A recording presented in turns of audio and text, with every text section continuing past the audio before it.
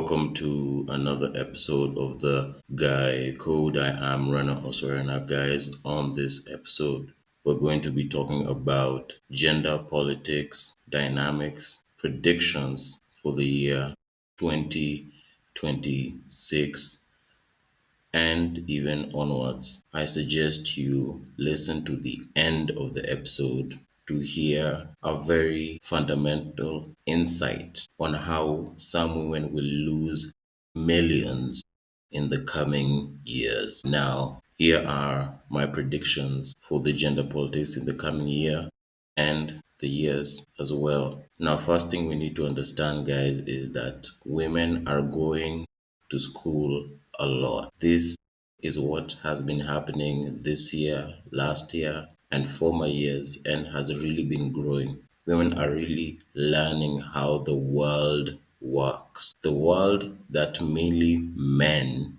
designed all over the world. Most women, and mainly women, are the ones who are taking up their masters, their PhD courses, their doctorates, all of these courses to self develop, to really understand how the world works. And it is high time for men to also really invest in the knowledge of how this world works and how they can really position themselves to be experts in their field, to take up the burden of performance and expertise in their fields. Because if the women continue to outdo you in a world whereby you mainly created the structures, you will become irrelevant. So this is really a call to action to every man who has been thinking, is it worth it that I take up such and such a course? Is it worth it if I take up such and such a skill set? It is very relevant now more than ever. Another thing I want to share with you guys is that women will be at the forefront of calling people to account, and this has already shown itself even politically.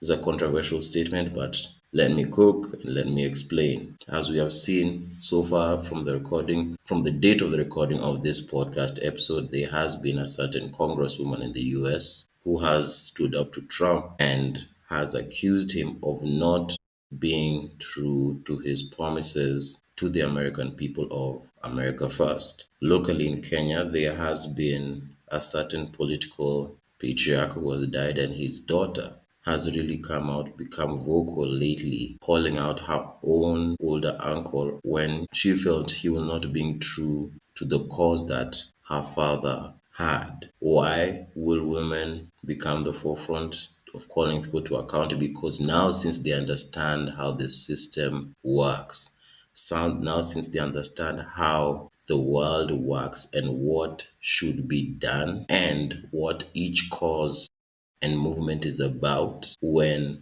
the men who have been ideally leading these causes for decades, once they decide to veer off and start a new standard, it will not be allowed, because they joined this movement fairly recently compared to the men, and they joined it after a lot of proving their competencies to join these movements.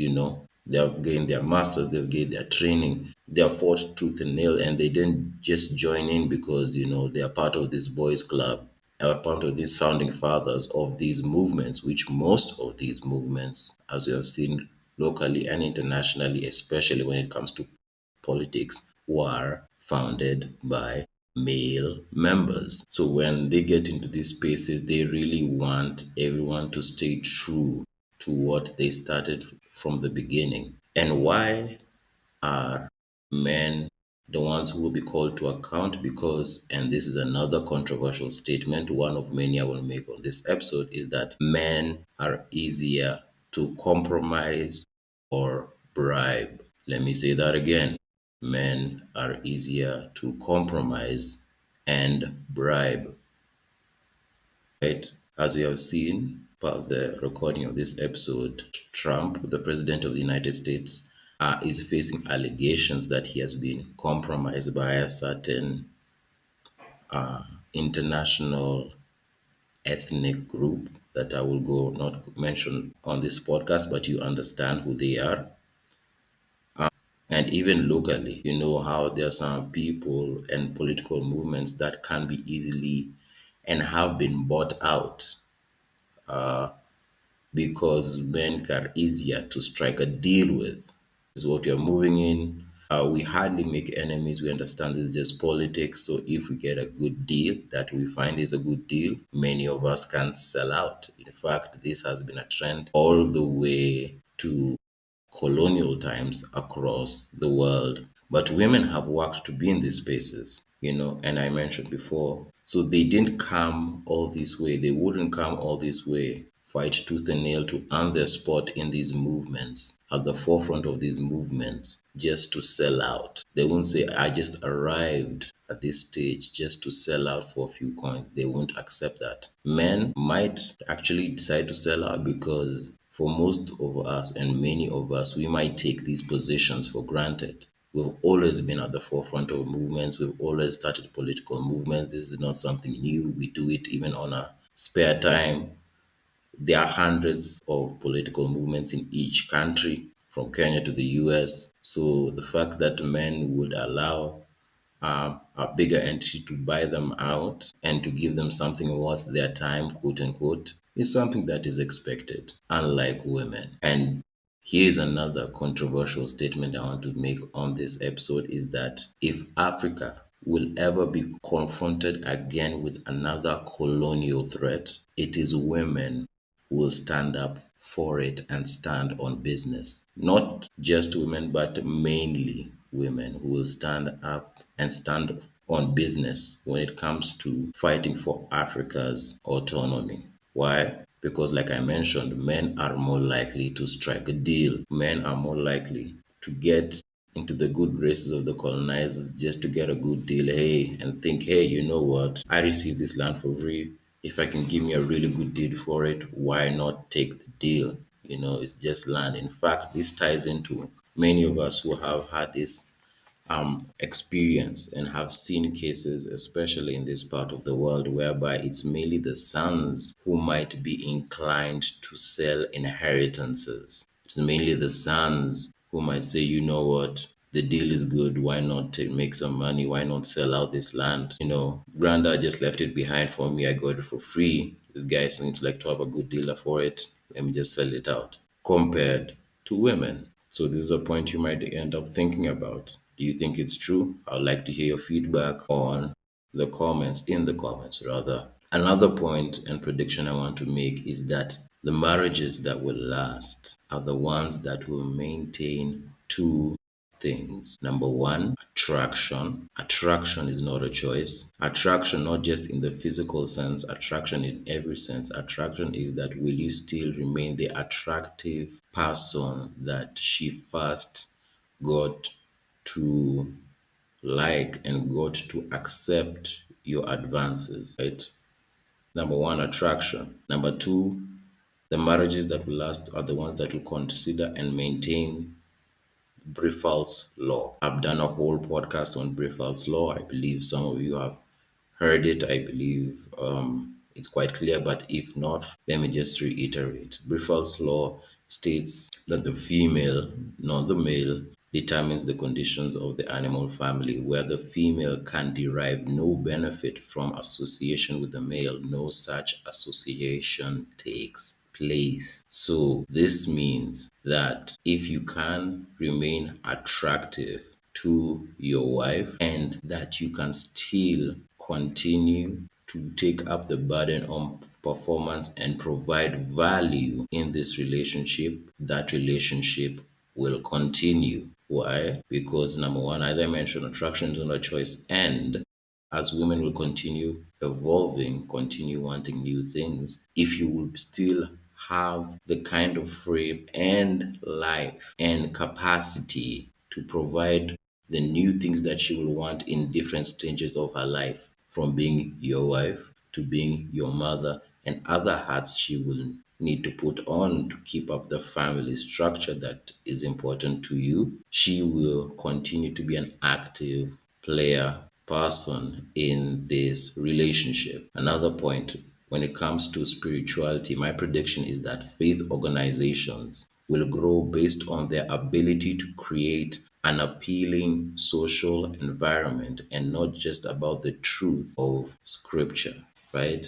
What do I mean by this? I mean that churches will grow, and we're already seeing this happen. Churches will grow mainly because they can have these very appealing and attractive music events, appealing and attractive hangouts, for the youth, for the events, whether it's music, whether it's arts, whether it's conventions or seminars, or very appealing programs for women, because since women will be and are becoming almost the very high majority in these church congregations, women will flock to the churches that provide a very appealing social environment. It's not about is the preacher preaching from the word of God or preaching the truth, what is in the Holy Scriptures. It will be about, do they have a really inviting social economy, social environment that most women will want to join and be a part of the congregation, because the congregation is quite inviting and such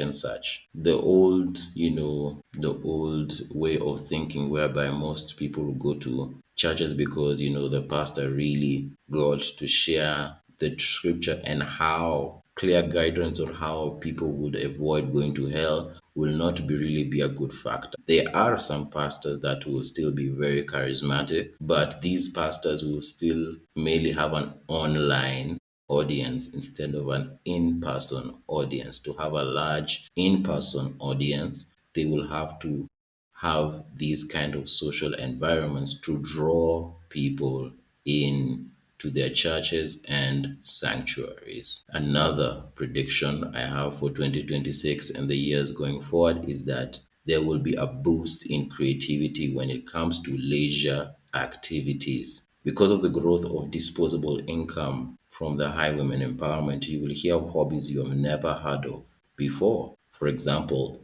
pottery, candle making. Men, you never used to have these kind of hobbies. Just 10 years ago, 15 years ago, in this city, Nairobi, and I'm speaking mainly to Nairobi, you will never hear of guys going for a candle making event, guys going for a pottery class, as far as I remember. Since mostly men were in the workplace and there were still work male dominated spaces, I would really stand to be corrected if you can prove to me that in the year 2002, 2003, there were some male engineers somewhere saying, bro, oh, that was a good project we've just concluded to just, wind down the day. Let's go and have a pottery class. Let's go out and have a candle making class. These are hobbies that come up because women are mainly in these spaces now and they are open to these kind of new hobbies, new activities that men would have never taken interest in before. Another thing and prediction I want to bring is that the booming businesses that will come up in the year 2026 and going forward are the ones that make women feel young, which is the gyms. The gyms are really getting a lot of women membership because it makes women feel young, it makes women feel youthful, and the dopamine spike. Cosmetics, of course. In fact, the cosmetic industry right now are saying that the youngest clients they are now are trying to attract are as young as 11 years old wearing makeup. And of course, clothes that makes flatter the women and makes them feel young and attractive. Another thing that another quality for the businesses that will boom in 2026 going forward are the ones that will allow for community. Like I mentioned in the last point, hobbies as well as social events after work. In fact, there are ones like couple coming up in Nairobi, one called Drunken Lectures, I think that's the name, whereby people have cocktails in certain restaurants and bars and eat outs and have lectures and discussions about current topics or niche topics. There's another one, especially for women in corporate. I've forgotten its name, whereby they just come together and maybe rant. I think there was one that they were just ranting about their experience in corporate. These are very women in corporate who are in management positions and they just want to feel like other women in other industries are feeling the same thing. So this will be the businesses that will be booming in the year 2026 going forward. And of course, like I mentioned, and we have seen, especially in Kenya, there are these cultural events that tie in cultural identity, ethnic identities, and the appreciation of the food, culture, and entertainment tied to these cultural and ethnic identities. That would also be a huge market that we already see is patronized by mainly women. And now, these are some of the points I wanted to share, and let me share some of the insights I mentioned at the beginning of the episode of how there are some women who will lose millions through a certain tactic that is really becoming popular all over the world. Is this love scamming? I call it love scamming. We started off by the Tinder swindler. I think that happened a year and two back, or a year or two back. That took shocked the world about this kind of story of a love swindler, an online love swindler. And now, as per the recording of this episode, there's this new scenario trending on TikTok called the Danish deception. And I believe such cases of love scamming, for lack of a better word, will grow exponentially in the year 2026 going forward. And how is this love scamming happening? Let me just share with you how it happens from what I have observed. Number one, it starts with an attractive guy who is physically attractive and maintains his physical attraction, right? This attractive guy, who we can call the swindler, he gets to meet a vulnerable woman or a woman in a vulnerable state. This is very key. Two things that it has to start with: the guy has to be attractive, right? Attraction is not a choice. And he has to meet this lady in a very vulnerable state, right? The lady is empowered and in a very vulnerable state, whether dealing with loneliness, like the Tinder swindler, he was targeting women who are dealing with loneliness, they just wanted to have a mate, or even in this Danish deception, whereby this person, I believe, was in a rather public relationship and they ended that engagement and they were on vacation and she wanted to find her person in that vulnerable state. This guy got to present himself.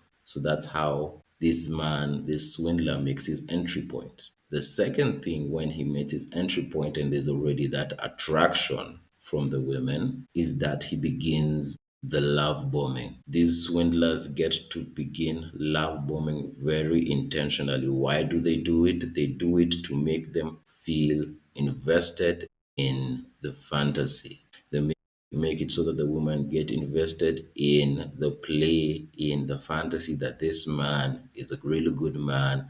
This man is the man that I've been looking for in this state, and he really gets me in this season. That's where the love bombing comes in. Wow, this woman is mesmerized. How, wow, this is what I've really wanted to feel for a very long time. What happens after the love bombing? He gets to pull the empathy strings to start to extort resources from her. This is when the man says, I'm in a bind. I'm in a financial bind. Could you just sort me out with this amount? Could you just sort me out with this amount?